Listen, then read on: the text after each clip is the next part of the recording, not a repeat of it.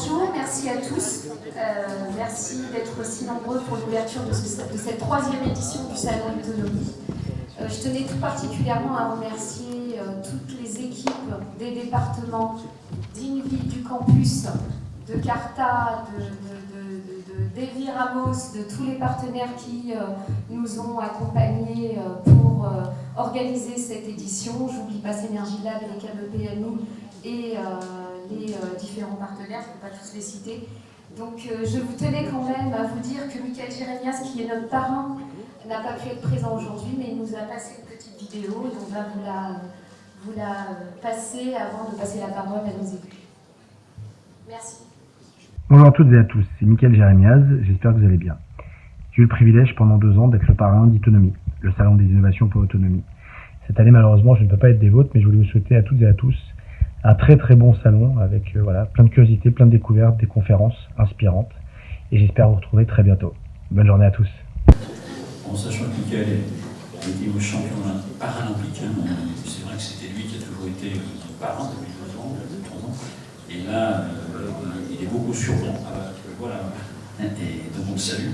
Et je crois qu'il est pas mal sur Londres en ce moment. Alors, je ne sais pas si c'est à cause du Brexit et des Jeux Olympiques, ou s'il veut travailler sur le Qatar, mais je sais qu'il est en train de travailler beaucoup à Londres. Alors tout d'abord, on me revient l'honneur et le privilège d'ouvrir ce salon de l'autonomie. Tout d'abord, je salue bien évidemment Marie-Hélène Robert, qui est vice-présidente du conseil départemental, en charge, je suppose, de la solidarité, autonomie, etc. Je ne sais pas exactement, je ne suis pas au conseil départemental et je n'ai pas toutes les clés en tant que tel, malgré que j'y vais souvent, mais en tant qu'auditeur ou visiteur.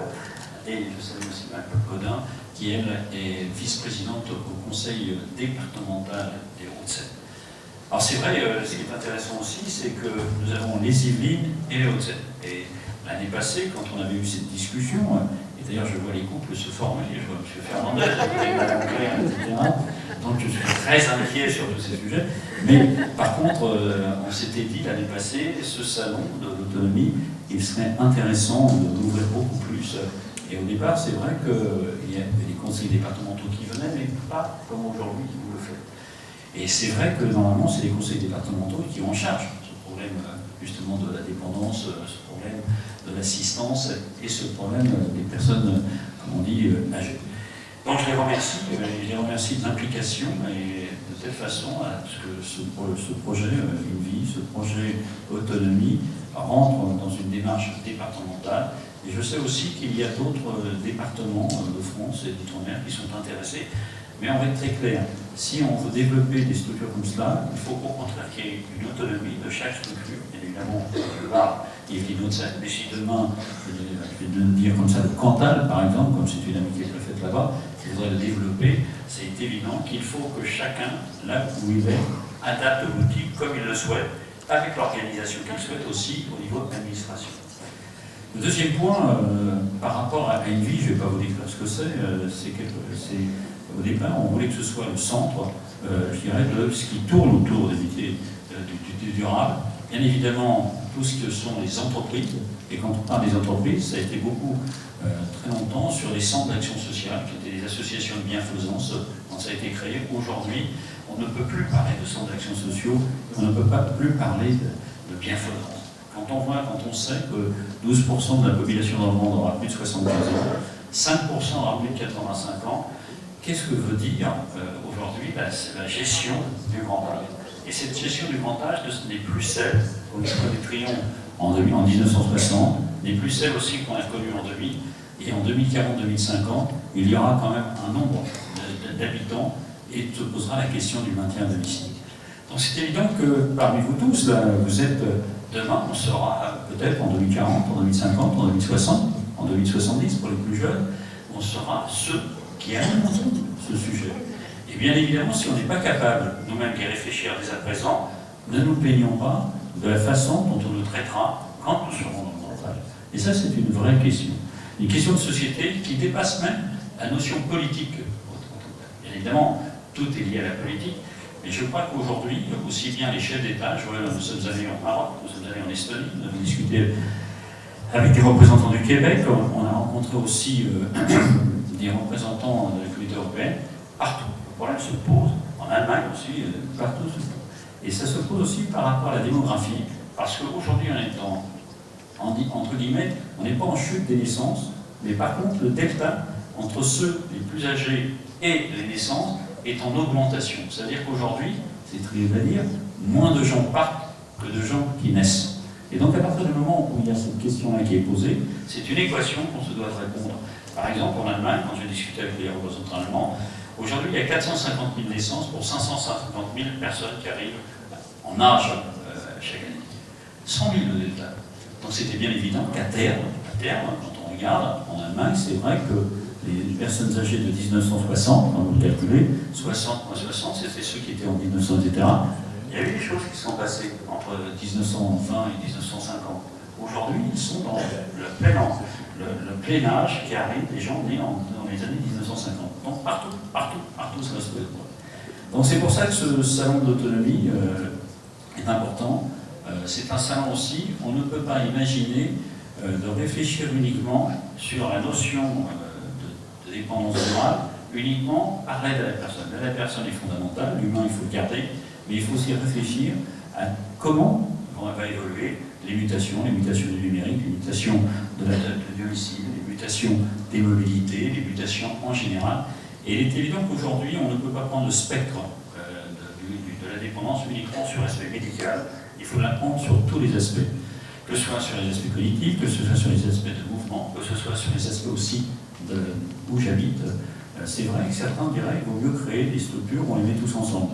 Peut-être que demain, c'est l'inverse. Par exemple, on discute, nous, sur des projets cœur de ville, en se disant pourquoi les rez-de-chaussée, les premiers étages dans du vertical ne seraient pas réservés pour les personnes dépendantes. Pourquoi, éventuellement dans du vertical, il n'y aurait pas une personne qui s'appelle avant gardien, qui sera peut-être la personne qui suivra tout, aussi bien les plus jeunes que les plus âgés, pour leur vie. Donc, si vous voulez, je pense que c'est des sujets importants, des sujets qu'il va falloir développer. On parle beaucoup de start-up, on parle beaucoup d'innovation, on parle beaucoup de Fab Lab, on parle beaucoup de Social Lab, tout à l'heure tu inaugureras un Social Lab, on parle de village, etc. Je pense qu'aujourd'hui, nous avons la chance, nous, Yves et moi, alors je ne sais pas comment on dit les habitants de Haute-Seine. Alto Sequonet. Alto Sequonet. Ah, c'est vrai que nous, à Grand Paris Séquonaise, on a failli s'appeler Grand Séquonaise, à cause de nous. Alors, c'est vrai qu'il faut bien considérer qu'on a cette chance, on peut, si on le souhaite, et là je le dis à tous les représentants de l'État, toutes les entreprises qui sont là, aux universités, il faut qu'on dépasse éventuellement, je dirais, nos unions, des fois, dans lesquelles il y a toujours des fois des petits sujets de friction. Je pense qu'aujourd'hui, il faut que véritablement sur ce sujet, on aille agilité, parce que le phénomène nous viendra plus vite que de toute façon si on tergivère. Deuxièmement, il faut qu'aussi on sache se mettre à la pointe de l'innovation, parce que ça va être aussi des produits, quand je dis des produits d'innovation, de mobilité, que nous pourrions profiter au niveau économique et industriel pour diffuser ailleurs. Et troisième sujet important, il est important aussi que les familles, il est important que les humains comprennent qu'on est en train de travailler pour eux, mais il faudra qu'on le fasse avec eux. Voilà, donc je vais laisser Marie-Hélène faire le topo d'introduction, parce que c'est elle qui a cette charge, et quant à toi, tu feras après le social. Voilà, merci à tous et bon salut.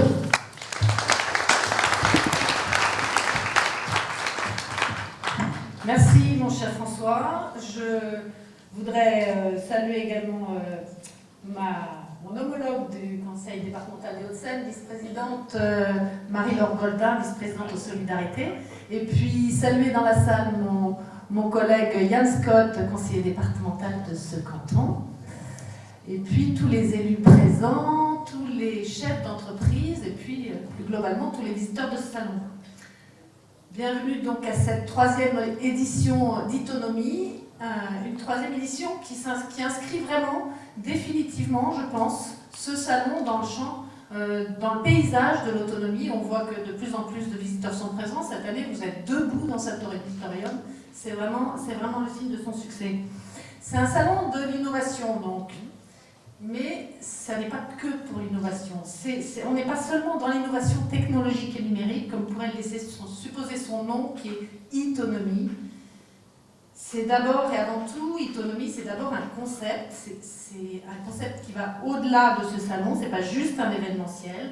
C'est un accélérateur de projets. c'est un comité scientifique, c'est un campus des métiers. Et puis ce salon, il a vocation à inciter à l'innovation dans tous les champs de l'autonomie. L'autonomie des personnes âgées et en situation de handicap. Alors je dis autonomie, moi, François, je ne dis pas dépendance, c'est plus positif. C'est joli. Plus positif. Alors, quand je dis tous les champs de l'autonomie, c'est évidemment le champ du logement, je parle de l'accompagnement à domicile, avec ses métiers humains et ses outils, je parle de l'isolement social, je parle de l'accessibilité de nos villes et de nos services, je parle alimentation, je parle sport, je parle citoyenneté des personnes. Et l'implantation au Murau de ce salon, c'est pas un hasard, parce que ici, on y retrouve tous les acteurs majeurs de l'autonomie du territoire. On est ici au campus des Murau, qui s'appelle Cité de l'innovation, donc déjà c'est tout un programme. On y retrouve la plateforme départementale INVI, dont son président nous a parlé à l'instant, qui fédère et qui accompagne les acteurs du service à domicile. Un social lab incubateur qu'on va inaugurer dans un instant. Un institut de recherche et développement qui s'appelle Autonomie by INVI, excusez du peu, qui motive demain le déplacement de Madame Cluzel, la ministre, sur ce salon. Et puis le campus des métiers également, les métiers du paramédical et puis de l'aide à la personne, dont je souhaite qu'ils puissent vraiment prendre l'envergure qu'ils méritent au vu des besoins qu'on connaît tous. Il y a également ici un pôle d'expertise autisme, et puis bien sûr le centre hospitalier intercommunal de Melun-les-Mureaux, le CHIM, qui est au cœur de ce site de Bégeville. La prévention, François l'a dit, la prévention et la compensation de la perte d'autonomie, c'est vraiment une compétence phare des départements. Et c'est donc pour ça qu'avec les Hauts-de-Seine, on a souhaité s'associer pour accompagner INVI dans l'organisation de ce salon. C'est pas neutre qu'on soit évidemment nos deux départements ensemble, ça s'inscrit bien évidemment, vous en avez entendu parler, dans ce projet de fusion, de mariage de nos deux départements, qui est sans doute possible, probable, et souhaité même, souhaité. Voilà, je ferme ma parenthèse politique. Pour parler que des personnes âgées, les enjeux pour nos deux départements sont très forts, puisqu'on a un vieillissement annoncé dès aujourd'hui de nos deux départements qui est plus élevé que la moyenne nationale, avec un horizon à 2030 qui inquiète, qui nous inquiète, mais dont je pense qu'il faut faire aujourd'hui une richesse et non pas une contrainte. On est là ici pour l'anticiper, ce vieillissement, et c'est tout l'enjeu de ce salon. Comment imaginer des prises en charge des personnes ? On sait qu'il y a seulement 3% des personnes âgées qui souhaitent intégrer un EHPAD pour leur vieux jour. Comment adapter les souhaits des personnes et qu'elles soient compatibles avec nos finances départementales? Comment faire pour améliorer la qualité de vie en faisant appel de manière raisonnée aux nouvelles technologies, en complément de l'accompagnement humain, et j'insiste sur ce mot en complément, parce qu'il faut vraiment que l'humain reste au cœur de l'accompagnement des personnes. Et puis pour toutes les personnes, alors au-delà des personnes âgées, les personnes en situation de handicap également, comment aujourd'hui garantir la qualité des services à domicile, comment prévenir la perte de lien social, comment lutter contre l'isolement, et puis comment revaloriser ces métiers de l'accompagnement dont on voit aujourd'hui qu'ils sont un peu dédaignés par nos jeunes, comment redonner envie, comment revaloriser ces métiers. C'est donc dans cet état d'esprit qu'on lance ce salon aujourd'hui et qu'on inaugurera ce Social Lab Autonomie. Mesdames et messieurs des startups, nous comptons sur vos idées, nous comptons sur votre imagination, nous comptons sur votre savoir-faire pour améliorer les prises en charge et l'accompagnement des personnes en situation de handicap ou âgées dans notre société. Et puis en général, quand on met ensemble dans une même pièce des startups qui ont l'imagination avec les entrepreneurs, ça fusionne, ça bouillonne, il y a beaucoup de créativité et on en espère beaucoup. On compte sur vous parce que, comme l'a dit François, demain, c'est nous, c'est vous, c'est moi, qui auront besoin de cet accompagnement. Donc je pense qu'il faut bien réfléchir à ce qu'on veut qu'ils soient. Voilà. Je vous remercie, bienvenue au bureau et bon salon à tous. On va procéder à la visite du salon et ensuite on va se diriger vers l'espace Social Lab. Si vous voulez bien me suivre. Oui, pour demain, un programme assez intéressant puisque nous aurons la visite des deux présidents, M. Bédier et M. Devedjian, à 14h30, entre 14h30 et 16h15. Qui viendront accueillir notamment Madame Cluzel, secrétaire d'État au handicap. Nous aurons notamment Myriam El Khomri le matin, qui, comme vous le savez peut-être, est en charge d'une mission sur l'attractivité des métiers du grand âge et qui participera à une conférence, un atelier en tant que grand témoin. Et nous lancerons le programme Hospitalicity. Nous avons d'autres conférences, donc nous comptons sur vous également demain pour être présent à ces temps forts. Merci. Bon salut.